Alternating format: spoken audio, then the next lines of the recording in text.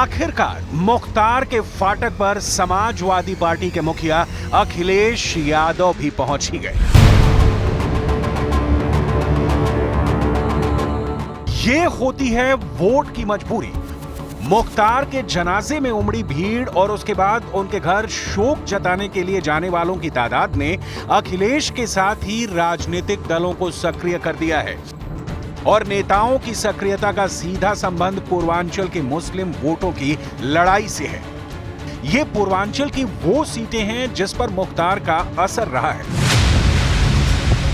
जौनपुर, अंबेडकर नगर, आजमगढ़, बलिया, गोरखपुर और बस्ती, ये वो 6 सीटें हैं जिन पर मुख्तार का सिक्का चला करता था। इन 6 सीटों पर मुख्तार का एक इशारा ही काफी था। मुख्तार का एक इशारा ही किसी भी पार्टी की बम्पर जीत की गारंटी था और मुख्तार का एक इशारा ही किसी भी पार्टी की जमानत जब्त करवाने के लिए काफी था। अखिलेश यादव ये जानते हैं कि मुख्तार को माफिया मानने वाले भी उतनी ही संख्या में हैं जितना उसे मसीहा मानते हैं। मुख्तार की मौत के बाद भी लोग अंसारी परिवार के साथ खड़े हैं, जिसकी तस्दीक मुख्तार के जनाजे में उमड़ी भीड़ कर रही थी। इन तस्वीरों के सामने आने के बाद से ही सियासी दलों के नेताओं का मुख्तार के घर आने जाने का सिलसिला शुरू हो गया। अखिलेश ने मुख्तार के बड़े भाई अफजाल को लोकसभा प्रत्याशी भी बनाया है। पूर्वांचल में मुख्तार अंसारी का सिक्का चलता था। 2017 विधानसभा चुनाव में बीजेपी की लहर होने के बावजूद मुख्तार अंसारी ने जीत अपने नाम कर ली थी। इस चुनाव में मुख्तार अंसारी ने बीजेपी के सहयोगी दल के प्रत्याशी महेंद्र राजभर को 6464 वोटों से करारी शिकस्त दी थी।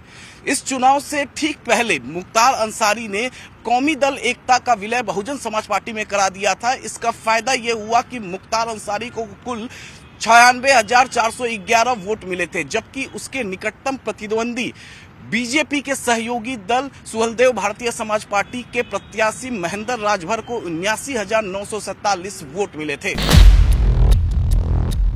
अब सबसे पहले आपको दिखाते हैं मुख्तार के गाजीपुर में मोहम्मदाबाद स्थित घर फाटक पर कौन कौन हाजिरी लगा चुका है। 31 मार्च को सबसे पहले स्वामी प्रसाद मौर्य मुख्तार अंसारी के घर पहुंचे। इसके बाद उसी शाम को असदुद्दीन ओवैसी मुख्तार के घर पहुंचे। 1 अप्रैल को धर्मेंद्र यादव ने मुख्तार के परिजनों से मुलाकात की और मुख्तार की कब्र पर भी पहुंचे और 7 अप्रैल आते आते सपा के मुखिया अखिलेश यादव मोहम्मदाबाद पहुंच गए। अब इन 4 तस्वीरों को देखिए। ये 4 तस्वीरें यूपी और खासकर पूर्वांचल में मुख्तार की ताकत बयान करती है।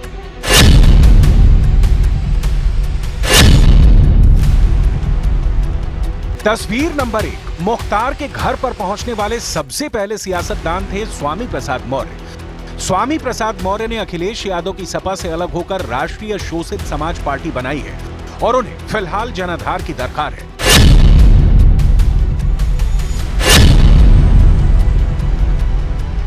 तस्वीर नंबर 2, मुख्तार के आवास फाटक पर पहुंचने वाले दूसरे सियासतदान थे असदुद्दीन ओवैसी।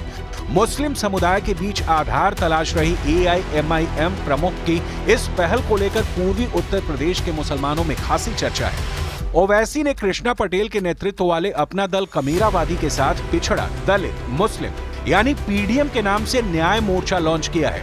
अभी हाल तक अपना दल कमीरावादी सपा के साथ था। मुख्तार के आवास पर पहुंचने की ओवैसी की टाइमिंग गजब की थी।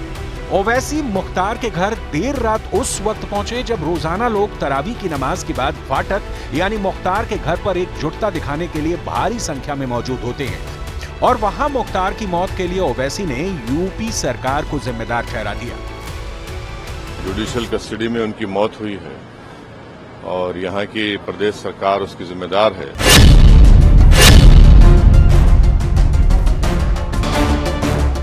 ओवैसी की मुख्तार के परिजनों से मुलाकात की तस्वीर आने के बाद 1 अप्रैल होते होते सपा नेता और अखिलेश यादव के खासम खास धर्मेंद्र यादव भी मुख्तार के घर पहुंच गए। धर्मेंद्र यादव ने सिर्फ परिजनों से मुलाकात नहीं की बल्कि वो मुख्तार की कब्र पर भी पहुंच गए।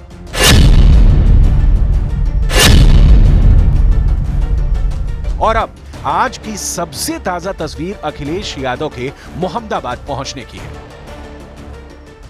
मैं परिवार के सभी सदस्यों से मिला हूं और इस दुख की घड़ी में मैं परिवार के सदस्यों से मिलकर के जा रहा हूं, परिवार का दुख बांटने और जो घटना हुई है वो शॉकिंग थी सबके लिए, पूरे परिवार के लिए और आम जनता के लिए। और तब बहुत ज़्यादा शॉकिंग है कि मुख्तार अंसारी ने खुद कहा कि उसको जहर दिया जा रहा है, और वही बात सामने आई। हमें उम्मीद है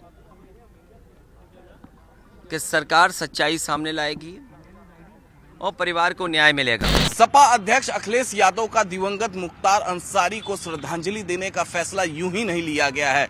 इसके पीछे रणनीति है अपने मुस्लिम वोट बैंक को और मजबूत करने का।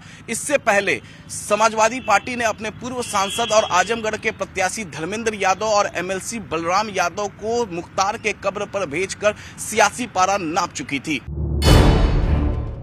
मुख्तार मर चुका है, लेकिन उसका वोट बैंक अभी भी जिंदा है। आप सबसे पहले देखिए मुख्तार के दबदबे वाली सीटों पर मुस्लिम वोटर्स की तादाद। मुख्तार के गृह जनपद गाजीपुर में मुस्लिमों की आबादी करीब 10.17% है। वहीं घोसी में 13% मुस्लिम आबादी है, जबकि आजमगढ़ में मुस्लिमों की तादाद 15.50% है। अब इन सीटों का रिजल्ट भी आपको जरूर देखना चाहिए। गाजीपुर में 2019 के लोकसभा चुनाव में बीजेपी के मनोज सिन्हा के खिलाफ खड़े थे अफजाल अंसारी। अफजाल अंसारी को इस चुनाव में मिले कुल 51.11% वोट, जबकि बीजेपी के मनोज सिन्हा को मिले 40.33% वोट। वहीं आजमगढ़ से सपा मुखिया अखिलेश यादव ने खुद चुनावी ताल ठोकी थी। अखिलेश को आजमगढ़ से मिले कुल 60.36% वोट, जबकि अखिलेश के खिलाफ बीजेपी के दिनेश लाल निरहुआ को मिले थे 30.12% वोट। अब देखिए 2019 में घोसी सीट का रिजल्ट। घोसी में समाजवादी पार्टी की तरफ से चुनावी मैदान में खड़े थे अतुल राय। अतुल राय को 50.27% वोट मिले, जबकि बीजेपी के हरिनारायण को 39.74% वोट मिले थे। गाजीपुर, मऊ, आजमगढ़ सहित पूर्वांचल के बड़े हिस्से में अंसारी परिवार की दखल है। सभी धर्म और जाति के लोग बड़ी संख्या में परिवार के साथ जुड़े हुए बताए जाते हैं। इसके साथ ही मुस्लिम वोट बैंक भी अहम फैक्टर है। उत्तर प्रदेश के लोकसभा चुनाव में सपा, बसपा के साथ ही ओवैसी की पार्टी भी अल्पसंख्यक वोट बैंक में सेंधमारी की कोशिश में जुटी हुई है। बीजेपी से मुकाबले में मुस्लिम वोट बैंक यूपी में विपक्षी दलों के लिए अहम साबित होता है। अखिलेश इस दौरे के जरिए गाजीपुर में अफजाल के लिए वोट मांगने के साथ ही मुस्लिम वोटर्स को भी अपने पाले में करने की कोशिश के तौर पर देखा जा रहा है। अखिलेश और ओवैसी के इस कवायद का नतीजा क्या होगा, ये 4 जून को पता चलेगा।